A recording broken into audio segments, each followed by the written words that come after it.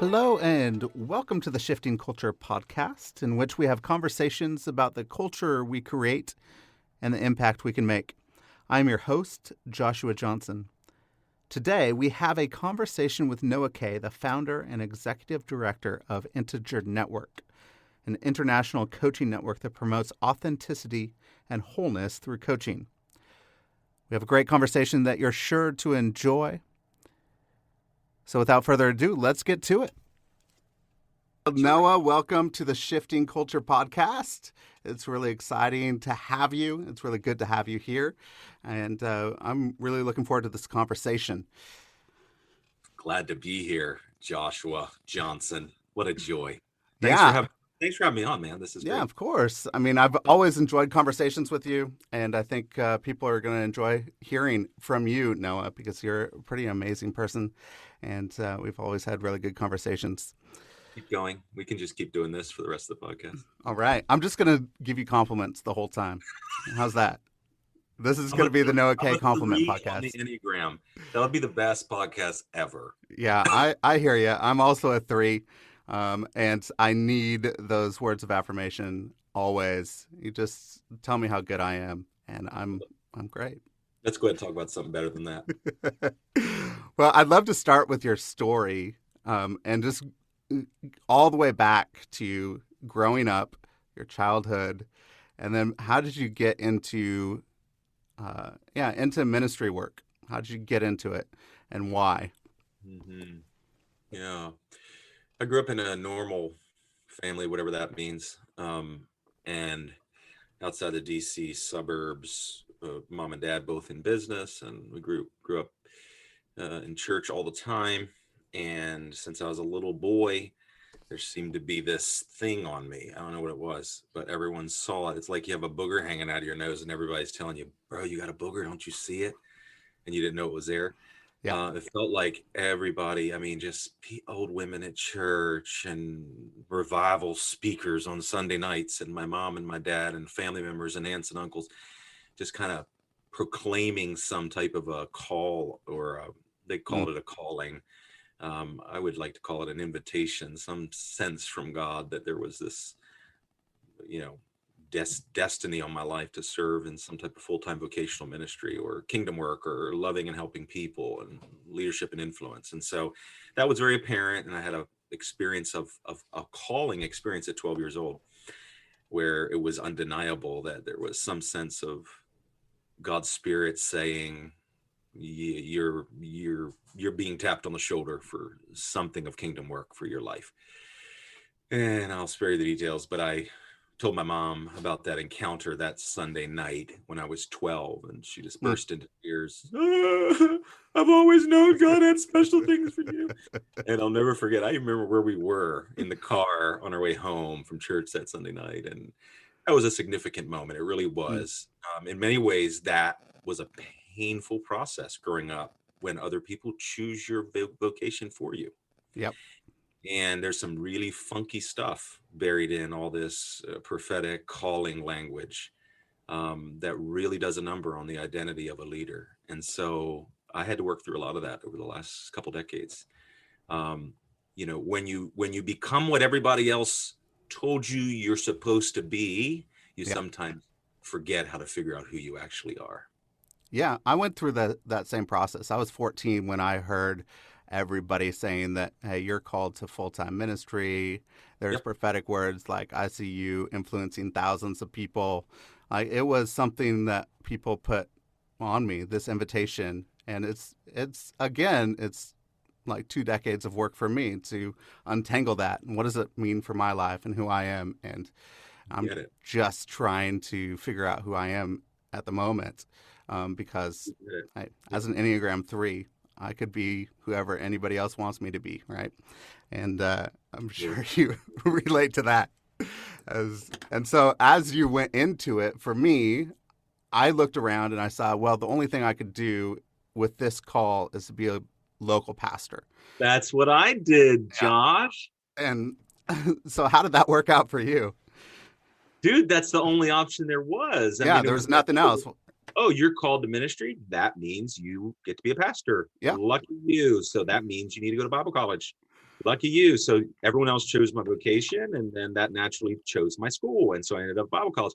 I didn't even have brain categories for other options. Yeah, I knew overseas missionaries would come and speak at our church from time to time, but it was not, for some reason that category never registered for me. Yeah. So turns out there's thousands of categories, but I didn't know that. And so I did what I thought I was supposed to do. I went to Bible college to become a pastor, and I set out to become a pastor, and I pastored for 10 years. Wow. And that just led me right to where you would expect it would. Early midlife faith crisis or church crisis. It was first for me a church crisis. Yeah. And then that led me out of the pastorate into overseas work. Did that for about 7-8 years. That led me into deeper crisis in some ways. And I'm only now finally feeling a convergence of, all right, yes, there was an invitation from God. Yes, there was a call, whatever you want to call it. Yes, I'm wired for leadership, influence, kingdom work. It's in me. It's on me. It's who I am. But boy, oh boy, the sky's the limit on what it could look like. And it did need to be pastoring a local church. I would die if that's all I was doing right now. Yeah. I figured that out like a half a semester. I was like, this is not for me. And then I floundered through my 20s like, okay, since I'm not a pastor, a local pastor, what do I do? What is ministry? How do I live out this calling? And it took me 10 years in my 20s to really figure out what I can do and to actually surrender and say, all right, God, whatever you want, you could do it. And then I started to pursue life overseas, missions work. And I was fighting it for a long time. But it was because, I knew that I wasn't wired that way. I wasn't a local pastor. I couldn't do that. It would just drive me crazy. But I didn't know what else to do. And nobody was showing me the way. And nobody was showing me a different route. That's lonely. And how can you, what are some ways you could talk to some people now as they're going through this process? And how can we point people into a broader direction of what kingdom work looks like? What a good question. I mean, look, this is what comes to my mind. This is what's been working on me. The earth is the Lord's and the fullness thereof. It's all connected and it all belongs. So it's all God's. We're all God's. Mm-hmm. So this category, we're all God's, meaning possessive, we belong to him. We're not little gods. This categorizing some things as holy and other things as not holy is just not healthy. And so we need to understand, I think that I wish I would have realized much earlier that it all belongs and marketplace mission matters. And, everyone is participating in this society, this kingdom that Jesus imagined and invited us to create. And I mean, we hear it, it's kind of trite, like we need Christian plumbers, we need Christian lawyers. But it's true. We need Christian everything. We need Jesus following people in every sphere and section of society. And so that's how the yeast goes into the dough of the world, and I want to be like that. So it's more about how am I wired, what brings me joy and life, and finding that, then I'm going to give the biggest bang for the buck to the world. I'm going to be alive on the inside and I'm going to make the biggest difference. But man, these little limiting categories of what is quote unquote the M word kills me, Joshua. Ministry. That word is dangerous. What does this even mean? Yeah. It's now in modern organizational church and modern Christianity, it is a very specific definition, ministry, of like things that are godly, and everything else is non-ministry or secular, and it's ungodly. I think I'm calling BS on that, bro. Yeah, there's really not that divide of sacred and secular. I'm in business now and ministry. So what am I in, ministry or ministry? Come on, the categories, they've harmed me for years. I'm so glad I'm free. Yeah, that's excellent. And so because they've harmed you, and I think also probably this certainty complex, and growing up with something where if you're not certain, if you're not 100% certain about faith or about this ministry work or whatever, there's a problem there.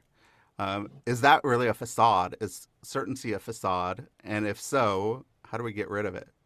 Oh my goodness. Well, I mean, certainty is, yeah, it harmed me for so long. I think it really is adventures and missing the point. I mean, certainty. This is what I say oftentimes. This will help break me from the need for certainty. Well, I read a book called The Sin of Certainty by Peter Enns, which I really love. Yeah, it's good. But you know what did it for me? I have a friend who works at NASA, and she inspires me, Dr. Strawn. And she's my age. I mean, don't picture some old woman, like she's like really young and spry like me. But she has taught me things through the years. But at the end of the day, NASA, for example, studies physical things like Yeah. that exist, like stars and galaxies and moons and planets and all this stuff. And if they've discovered one thing, they've discovered that they know precious little Mm, about the unbelievable expansiveness. They know precious little about what is. They've only scratched the tip of the iceberg yep. in exploring and naming and seeing and discovering and understanding that which is physical. Mm, And there's an entire governmental department and global movement committed to it with billions and billions of dollars just to see and understand that which is physical. And wow. they can't do it. Yeah. And if that's the case, and then we, the people of God, the church, think that we have somehow figured out and can explain and put into a list or a book or a doctrine that which is spiritual, we are kidding ourselves. So if you can't even freaking explain that which is physical, and then you think you cracked the code on the one who has put it all in place and can explain and define and box it up and tie it and put a bow on it and tell people this is how God is. This is what he looks like. This is what God wants you to believe. Boom. It's laughable. And Yeah. so that whole thing is what pushed me over the edge to go, oh my goodness, there's so much more going on here. There's so much mystery. There's so much we don't know. And it just fills our hearts with humility and awe to get Yeah. caught up in a story of the divine that's bigger than we could ever know or tell. We can just begin to touch and taste and smell it, and it's good. But man, it's way beyond the stars or galaxies. It's yeah, you get what I'm saying. That's for me what did it. You can tell I That's feel this huge. thing in my bones, Yeah, bro. you feel it. You feel it. I think, and Paul was saying one of the requirements of eldership is to embrace the mystery of the gospel. And and I think that actually goes against being sure and certain of everything. Even the disciples, as they go up at the end when Jesus ascends and gives the Great Commission, right? They worshipped him, but some doubted. There was some doubt in the midst of Yes. this incredible resurrection right in front of them with their eyes, that they see Jesus, but they doubted in the midst of it. And he uses that doubt and a foundation of doubt in the Great Commission to go and build this 2,000-year movement that is beautiful, following Jesus, and has seen, millions upon millions of people say, yes, let's do this. But he used that doubt at the beginning to fuel things. It's kind of interesting. That's And it, fascinating. I like what you're saying. Yeah, it's really good. And a lot of people, Joshua, then are like, I know the other side of plenty of those conversations. Well, then is anything knowable? Are you just saying that anything goes and we just don't know anything? It seems like relativism or humanism or this or that or whatever it is, and all the slippery slope warnings and all that good stuff. I mean, I get it, and I'm not being dismissive, but it has been precious to start to ask, okay, well then, amidst all the deconstruction, what does reconstruction look like? What does serve as a pillar? What can I hold on to with a sense of confidence and conviction? Um, and to me, that's easy. It's like, well, the yeah, entirety of the Jesus way, like the thing he was most obsessed about was articulating, imagining, and initiating this kingdom, this way, this society of how the world would operate. And to me, it's like easy. Jesus, the Jesus way, the Jesus example, the Jesus life of forgiveness and grace and mercy and justice and peace and love. And I mean, laying our lives down and loving others. I mean, this is the way that transformation happens in our marriages and our families and our communities. And so, like, it's for me, it's like easy. What do you hold on to then? The kingdom that Jesus invited us to bring, like that. That's good enough for me. Sermon on the Mount or bust, buddy. Like That's right. if we can do that, that's enough certainty and knowing for me in one lifetime. Yeah. And I I, feel that kingdom deep in my soul, man. yeah. And that's huge. And Jesus said at the end of the Sermon on the Mount, hey, if you hear my words and you put them into practice, you're going to be the ones that build their house on the rock. Like nothing is going to, you're not going to falter. You're not going to fall. But the ones that don't do it, hey, they're going to build their house on the sand. And I think we see some shifting sand at the moment in this world where we're not building our house on the teachings and the living out of Jesus' teachings. We're building our house on something else. Yeah, So, buddy. so how do we? I think in this the certainty facade, how do we walk people through this place of mystery and doubt and following Jesus only and His ways? How do you walk people through that? Oh my, who knows? I mean, what a great question. And the thing that comes to my mind is this just how important it is that we are open-hearted, open-minded, non-reactive listeners and learners. Um, the need for security, certainty, knowing, boundaries, rules, boxes, that need creates an inner angst and a spiritual insecurity, I think, that makes us so reactive to other ideas, Yeah. other people, to other ways of seeing and interpreting the scripture. And I just wonder if the way to walk people through it is just to continue to model and encourage just an open and humble heart of Mm. listening, learning. My spiritual journey has brought me to a place where and it's progressive. It goes on for the rest of my life, but where right now, I mean, you'd be hard pressed to find something I'm going to react to you about. Like, no, you don't believe that, do you? Like, freak out. Like, we have to just be. I don't want to be that spiritually insecure. Yeah. I want to. And in fact, I don't even know how to be. I'm so sure of the love of God for me, the unimaginable worth of my Mm. life, the inexplainable uniqueness with which I've been created, and so rooted in a sense of self that's connected to the godness within me, the fact that the divine, the image of the divine, the breath of God, the fingerprints of God went into creating and making me and knowing me and loving me and treasuring me. Like, and that's my hope for all of us. Yeah. That it's led to a place of spiritual security that I don't know how to be insecure in the sense of getting threatened by someone's beliefs being different than mine. Wow. And I just think the openness and it's that's dangerous. That has not been my experience. That's been dangerous. It's been beautiful. Yeah. It's been beautiful to walk away from a need to know and move into a need to unknow and unlearn and walk in humility and listen. And yes, I treasure things. I treasure principles and values. You know that. And I just articulate some of that, which is, I could go on and on for an hour just about the Jesus kingdom Yeah. and what he imagined and how much I'm fascinated by it. I mean, it's so compelling. Like, count me in for my life. I'll die.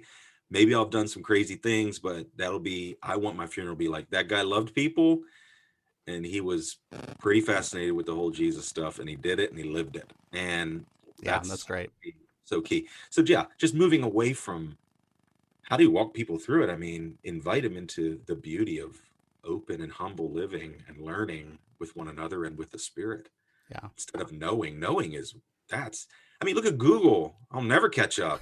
I have no desire to be the knower. No, you That's don't not want to even be the Google. appealing anymore. Like, no, oh, he knows a lot. He's certain. Certain? What good is that? That takes all fun out of the game. Yeah, That's nobody like wants to knowing be who's a going to win a know-it-all. game. Yeah, knowing who's going to win a football game before you watch it. I wanted to know that when I watched Back to the Future Part Two. I was like, I want that sports almanac so I could go back and I could know who's going to win. I could bet on some Come on. sports games, get some money. But I don't want that anymore. And I think maybe part of your journey going to East Africa, you were on the field in overseas missions. I think you were coming alive. This was, where you were finding your hearts and your calling. But God had different plans, brought you back to the U.S. And in the midst of not knowing and uncertainty, you were able to birth some new things and see what God had for you, that made you come alive probably even more. But can you talk a little bit about that journey from East Africa into the States? Thanks for asking. Yeah, we were in South Africa for 5 years and then transitioned to Tanzania, northern Tanzania.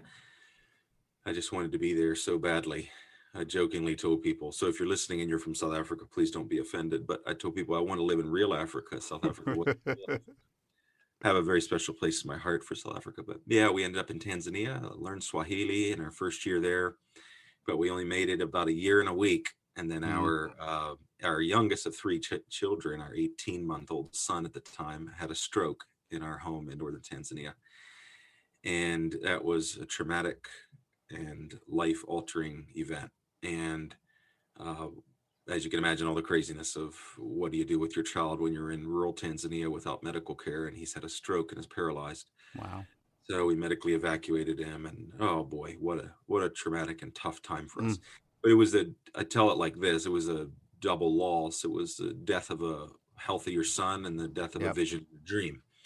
In Yeah. my heart for East Africa, we had opened up a leadership training center, a little coaching hub, and next to our home, and we were off to the races. And we thought we'd spend 5 or 10 good years of our life investing in East African leaders to try to build integrity and authenticity and grace Mm, into their lives. And it didn't work like we thought.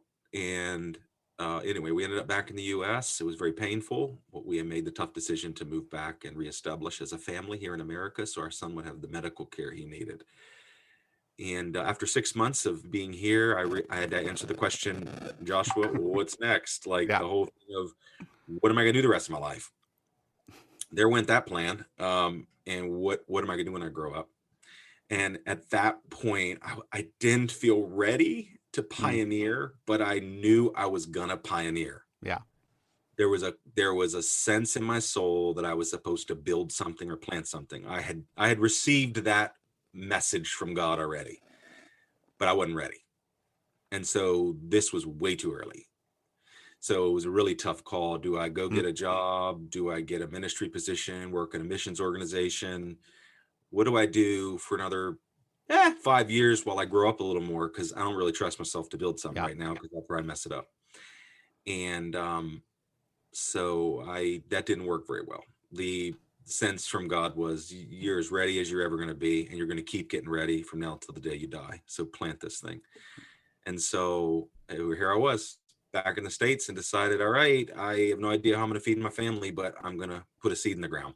Wow. And I tell it like this. I had been living in Africa. I've been doing more and more and more kind of just one-to-one care of leaders, the Yep. hearts of leaders, walking with them. We called it discipleship. And then sometimes I flirted with calling it mentoring. I didn't really know what to call it. But what I knew is that I was a leader to leaders, an influencer of influencers, and nothing gave me greater joy than helping draw what was real in leaders to the surface and help Mm, them be as healthy as they could be. So I did my master's on insecurity in the lives of leaders, did a biblical case study on it, and did a personal case study because I was the most insecure leader I knew at the time. And so it was just a passion of my heart mm, to help coach leaders to be healthy. And so when it came time to plant this thing, which is now called Integer Network, I reached into my heart and I pulled out the three things that mattered most. And they were authenticity, um, just to just to live real and authentically with each other. Um, Wholeness, which by that I mean a healthy heart, alive on the inside, paying attention to the interior landscape, like Mm. just being healthy, like, and coaching leaders to become all that they can be. And so I started this thing called Integer Network. Integer's a whole number. I want to see whole people.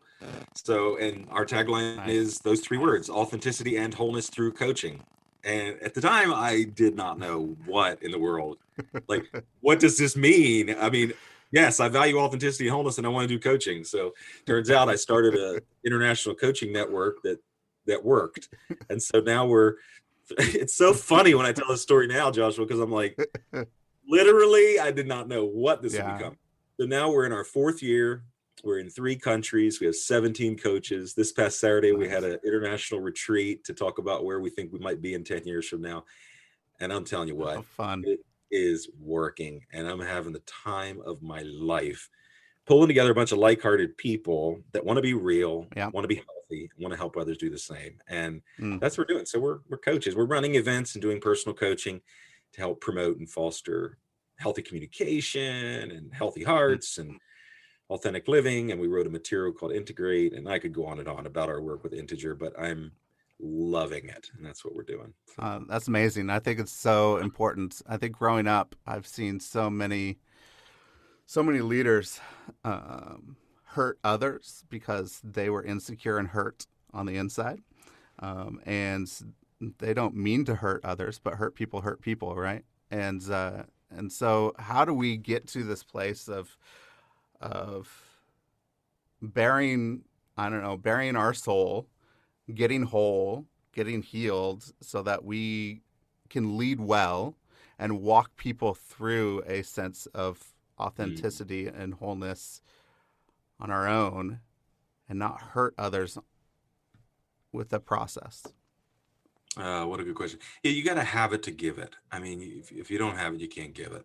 If I have $5, I can give you $5, but it's really hard to give away that which we don't carry within ourselves. And so we just have to do the work to gain the goods to distribute them to those in our lives. And I think the only way we can do the work of awareness and healing and growth is in a context of safe relationship. It's done with other Mm. humans, Yeah. and it's done when we feel safe to let that which is embarrassing free, let that which is shameful out. And so for many leaders and individuals, when they think therapy or coaching, I mean therapy or counseling, Yeah. they think, oh, that's too deep, scary, vulnerable, and expensive.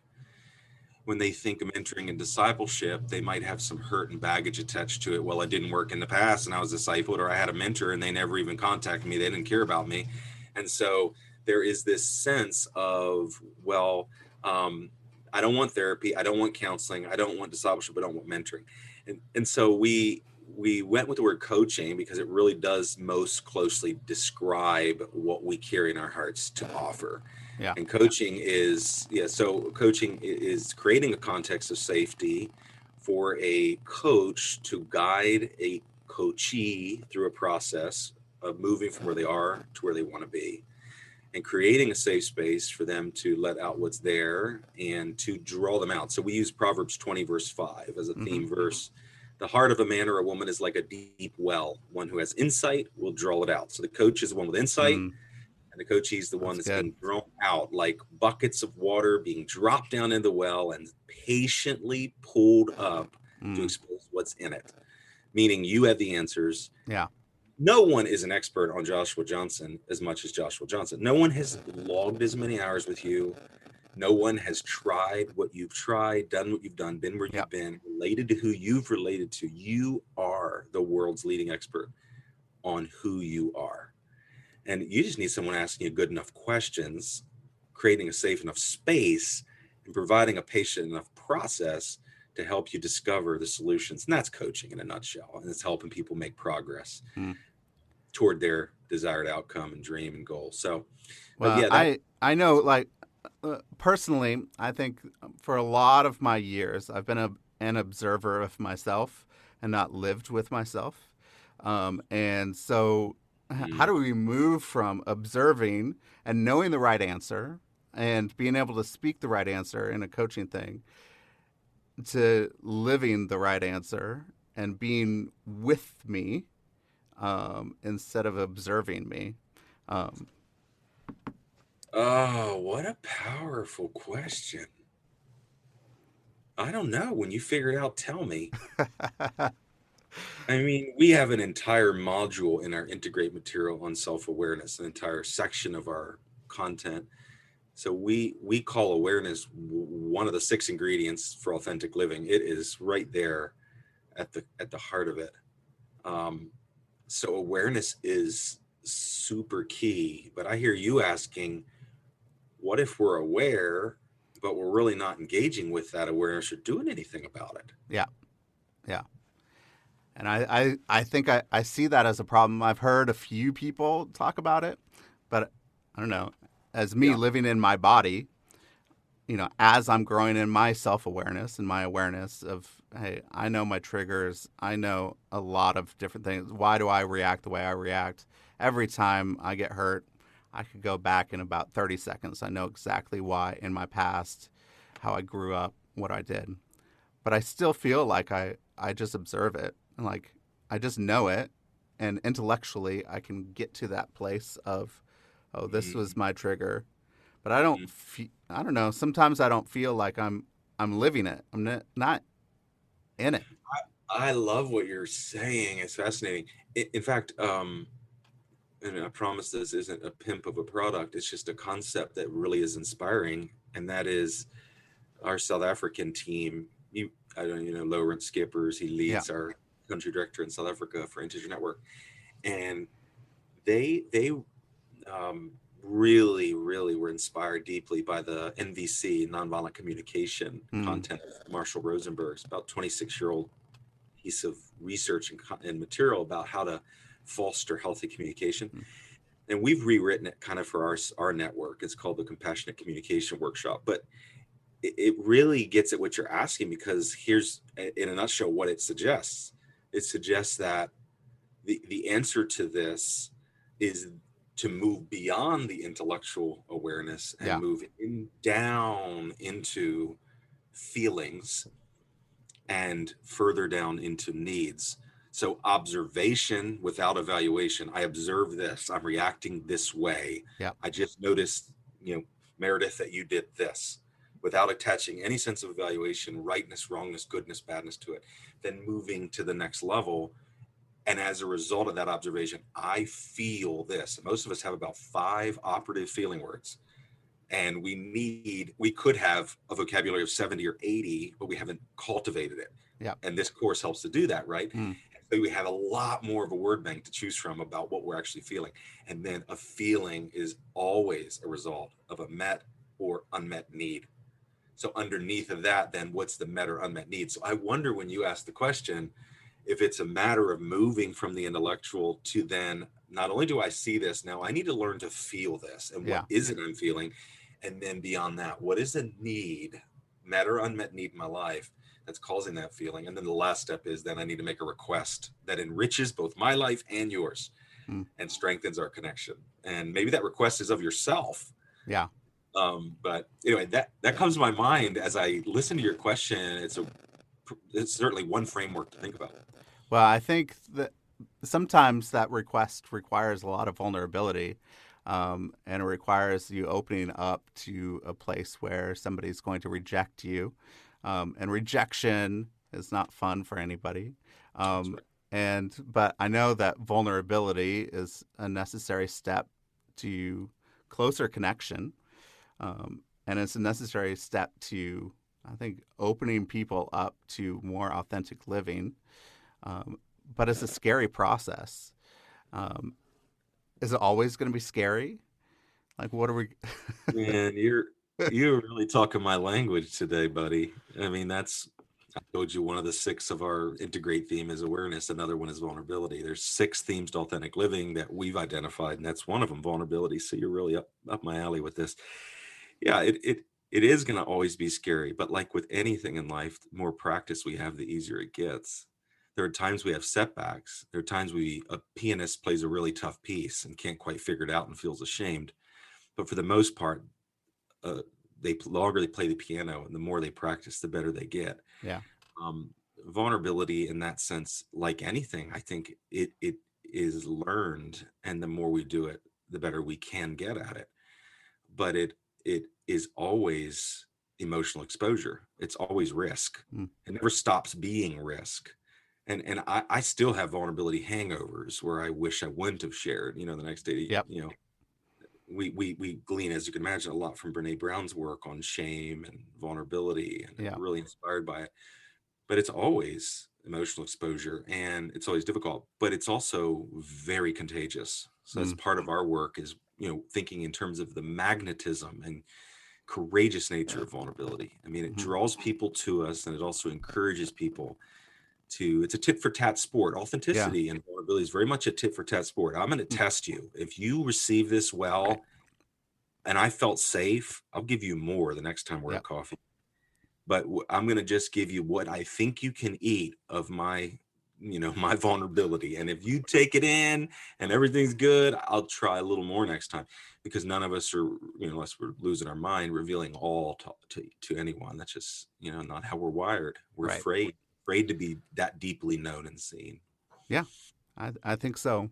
And I think for leaders, I think there's a line between casting vision confidently, and being vulnerable in a place where, leaders don't really know where they're headed and what they're doing. Like they do, they want to know, they're confident in it, but really deep down they're scared.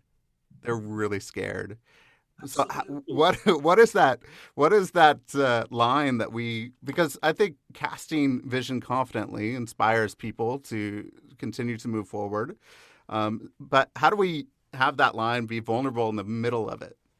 What a timely question. I didn't know you were going to ask this, because it just happened to me Saturday. What is Hmm. today? Monday, two Yeah, days ago. yeah, I mean, here's my answer. And some of your listeners may think I've lost my mind. Look, cast vision if you're a vision caster. Be who you are. Don't be who you're not. Some leaders are paralyzed by the idea of having to articulate and cast vision. If that's not your strength, don't do it. Rely on the people around you who have that strength. I don't think that vision carrying and articulation and casting is a necessary recipe for effective leadership. mm, I'm sorry. If you have it, if you got them, smoke them. If you can do it, do it. But if you are just an influencer and a shepherding heart and a magnetic person and people want to follow you, but you're paralyzed by the idea that you have to articulate and share a vision, pull someone alongside of you that can. The reason I say that is because, contrary to what you might think, I'm not a big visionary. I'm just not. I know who I am. I'm an effective communicator. I'm an influencer. People listen when I speak. I'm, a go-getter. I'm highly, driven and motivated, high capacity leader. I know who I am. I've done the work. I'm yeah, still figuring out who I am, and I'm still blind, but I know for the most part how Noah's wired. And I'm not a big vision guy. mm, I'm just not. I don't know. Maybe we'll have a campus someday. Where? I don't know. I mean, I don't get these like big ideas. I'm much more of a, let's get the right people, the right values. Let's go for it. mm. I'm not 100% sure where we're going. So Saturday, I sat with 17 coaches online on our team, and we did a vision casting exercise together. Where will this network be in 10 years? Because Noah's not really that sure. What we know is that we've got incredible people on the bus, some very strong foundations, some kick-ass values. Excuse me, maybe there's not supposed to be cussing on this I podcast. go for it. Great values, just an incredible sense of community, high trust relationships. We got Yeah, all of that in the strengths category. I'm not 100% sure what this thing even is some days. I mean, we're a coaching network and we want to see people live their best lives. I mean, we value authenticity and wholeness. We coach leaders, we do events, we do know, but where's it going? And I say that to say, Joshua, it's like, mm, let others help you form vision. Mm. and let vision be revealed as we walk together. What we know today at 4 years into a coaching network is Mm. far more than we knew 3 years Yeah. ago. And what we're going to know at year 6, 7, and 8 is going to be so much more crystallized and Mm. concrete than it is today. So I think this whole balance of vision casting, if you are a visionary vision gallon guy, go ahead. And if you're not, tell the truth, shame the devil, and get the people around you to help you imagine a preferred future together. I mean, it sounds like you are, I don't know, you're getting rid of the myth of the solo leader, um, that there is a shared leadership that needs to happen as we move forward. We have to do it together.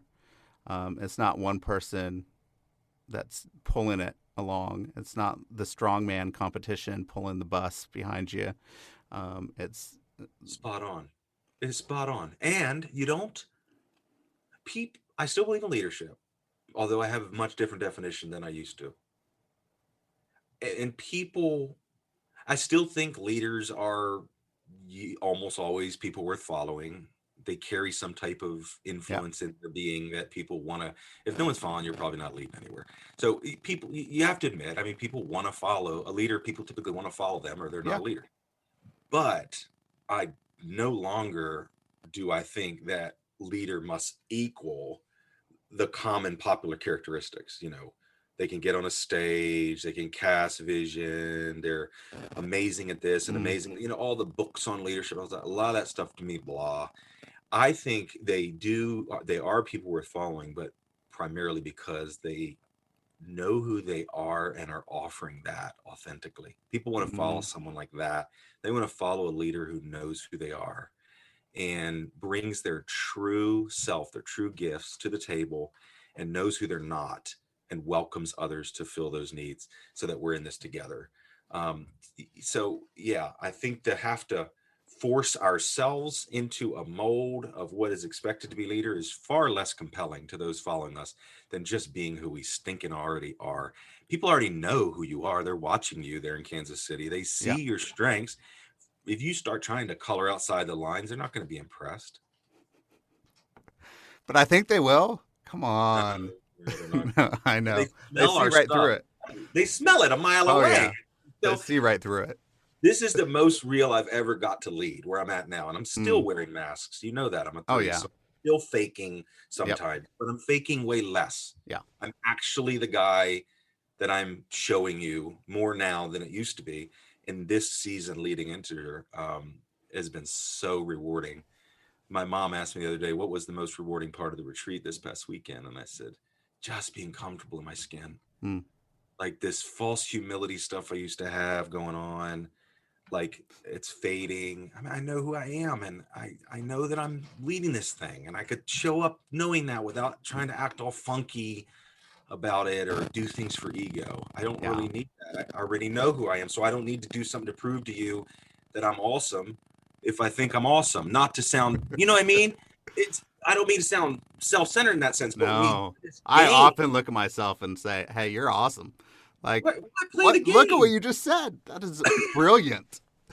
But then we must stay rooted and humble. That's the key. Oh, humbleness. Yeah. That's the Okay. key. Humility. But it sounds a little bit like Jesus knowing your true identity. Like, as Jesus was baptized, Holy Spirit came on him like a dove, and the Father shouts down. He says, "This is my beloved Son in whom I am well pleased." That identity, true identity of who he is as a beloved Son found in the Father.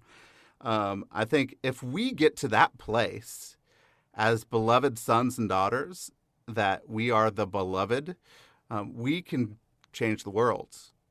There's so much that can happen, but that is that place, that identity place where we need to get to. And if we don't get there, we're just a sham, and we're putting on a facade. We're not our true self. So true. That is the key. It all flows out of that. And I'll tell you, Joshua, it's also uh, maybe this is a little heretical, but I told someone in a phone call a couple weeks ago, They've tried and tried and tried to get a hold of their sense of identity, Hmm. memorizing verses, and they've heard every sermon on the love of God, and just lamenting that it just doesn't seem to work. Hmm. And I said, well, why don't you try this? Why don't you pause that for a while? Why don't you stop thinking about and cramming in all these ideas about what God thinks of you? Why don't you go figure out who you think you are? Hmm. Why don't you spend the next year on a journey of building a case for how outstanding a guy you are? You're examine your strengths, do some assessments, learn your Enneagram number, see how you're moving into health, play around with Myers-Briggs, do this, ask people where they see your Hmm. giftedness, build your own case, make a decision that, contrary to what divine or God or someone else, some spiritual reality, just take a break and Hmm. build a case that you actually can start to believe you are special, Yeah. regardless of a God's opinion of you. Hmm. And when you're done that, then add back in the reality of God's perspectives about you, the beauty of God's, eyes for you and his identity they've spoken over you and your divine design. Add that back in Wow. and see what happens. The reason I recommended that is because that's what I did. Hmm. I think when I look back over my journey, it was when I was willing to start to go on on the journey, do the work, go through the process of forming a founded opinion about my strengths and beauty outside of just Bible verses, and then add the Bible verses, Yeah. then add the spiritual truth. It seemed to click for me in a Wow. way that it hadn't before. I mean, you hear 1,000 Yeah. sermons of love of God. I mean, God loves you and you're wonderful and God loves you. Okay, after 1,000 sermons and you still have identity issues, maybe we should try something else. Um, maybe it is true that God loves you, but there's something that has you stuck, and it's Yeah. called you don't believe it. Yeah. And maybe you need to build a case to believe it, and then you might believe God believes it. And Well, then when you believe it and God believes it, look out. yeah. I think that's beautiful. I think if we could all go on that journey, and then say, "Hey, look, God," and then you bring that back in. I think that's beautiful. Yeah, I just have a couple questions at the end that I like to ask. One of them is one thing. What's one thing that you know now that you would have liked to know when you were 21? You could tell your 21-year-old self that you know now. Oh my goodness.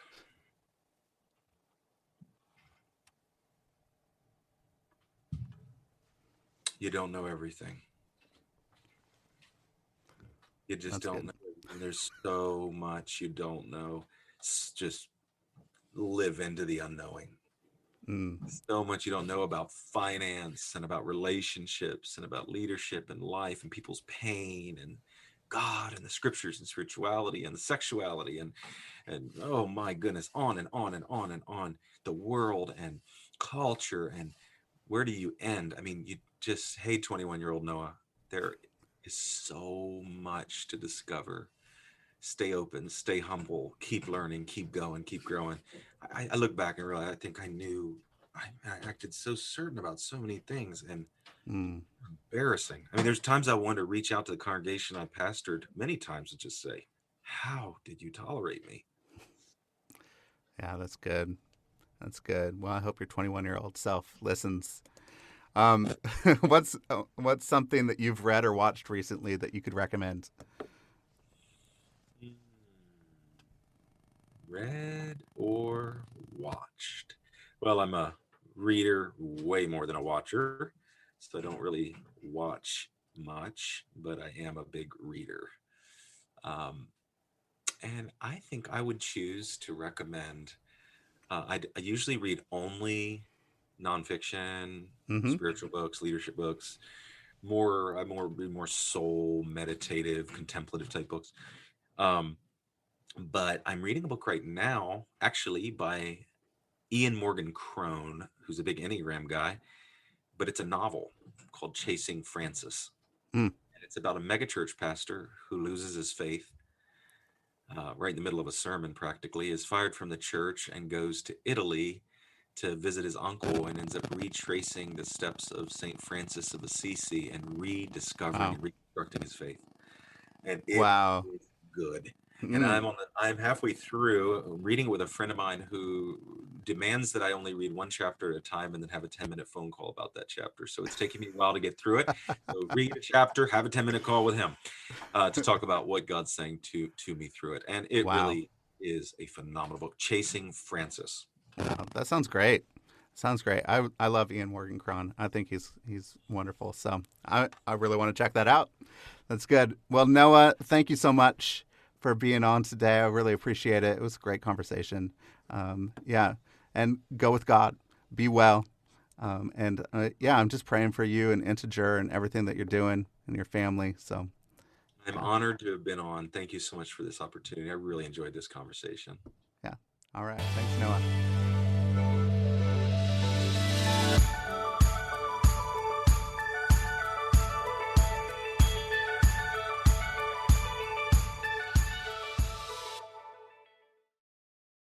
Thank you for listening to the show today. If you're really enjoying the show, please don't forget to hit the follow button on your favorite podcast app. You could do it right now. Just hit that little plus. And then I would love it if you would leave a rating and review on Apple Podcasts. So you could go right now to the show and leave a star rating and review and let us know how you are enjoying the show. And find us on Facebook and Instagram. So if you want to connect, interact, I post a lot of quotes and different things that you could actually interact with the episodes and let me know how you are enjoying the show. If you feel inclined to donate, there is a support the show link in the show notes, and it would send you directly to a page where you could donate so that new episodes can be produced for your enjoyment. So thank you so much for listening, and I hope you have an incredible week.